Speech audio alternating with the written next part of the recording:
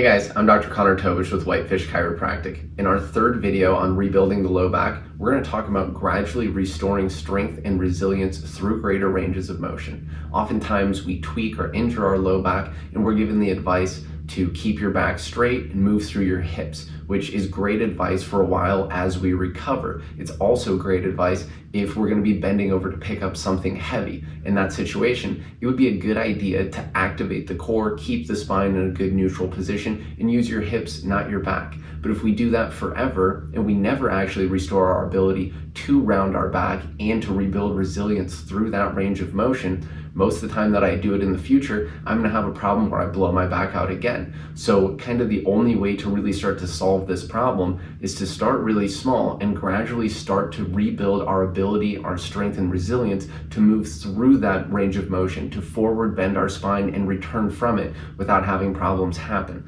So next up, let's look at some ways that we can start doing that. All right guys, in the early stages of starting to restore resilience in the low back, before we start moving through ranges of motion, initially oftentimes we're going to work on isometric contraction. I'm going to show you how to do that just bent over this bench. This could be a counter. If you go to the gym and you have a back extension machine, that works perfect. So like I said, we're just basically going to lean over the front of whatever it is in front of you. We're going to hold that position, maintaining our spine in a neutral position.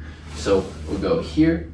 I'll have this basically right at my lower abdomen. The further I'm bent forward, the more stress or the harder it will be on my lower back. From this position, I'm not in hyperextension. I'm definitely not flexed forward. I'm just basically straight. I can feel the muscles working hard in my back.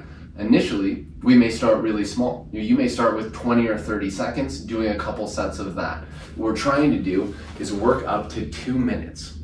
Once we can hold that position for 2 minutes without pain, without being too sore the next day, oftentimes it's a good indication that we can start to actually move through greater ranges of motion. Once we can progress, we will start actually moving the lower back through ranges of motion into that forward bending or that flexion direction. And we're only going to bite off as much as we can chew. So initially, we're going to start very joint by joint, like we're doing this one joint at a time as we're going into forward bending. So we'll have you start at your neck, one joint at a time, starting to round down.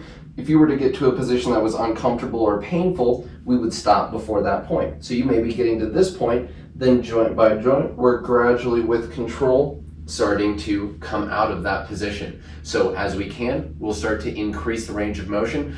Obviously, we want to get to a point where we can go all the way into flexion, return from it without pain. So we'll get here, neck, mid-back, joint by joint, slow and controlled, getting full range of motion through the spine. Now we're going to come back out of that, same way, joint by joint, slow and controlled. As you start to work into greater ranges of motion, you may need to use your hands to walk yourself out so you don't aggravate your back, but this is a very gradual process of increasing.